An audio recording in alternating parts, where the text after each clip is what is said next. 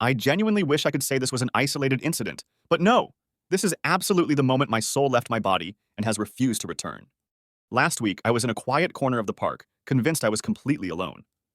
It was sunrise, misty, peaceful, and I had just finished an emotionally devastating audiobook that left me feeling unhinged. I decided, for reasons unknown even to me, to practice my victory speech for when I eventually win an award I will never be nominated for.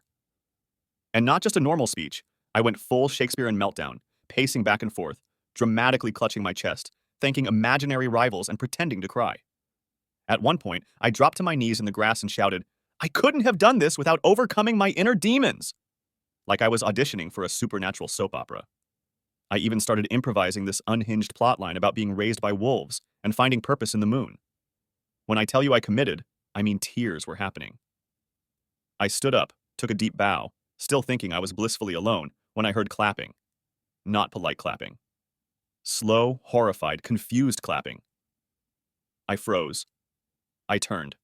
And there, maybe 20 feet away, was a whole group of early morning joggers who had apparently paused to stretch and were now staring at me like they had witnessed a public exorcism. One guy asked if I needed medical assistance.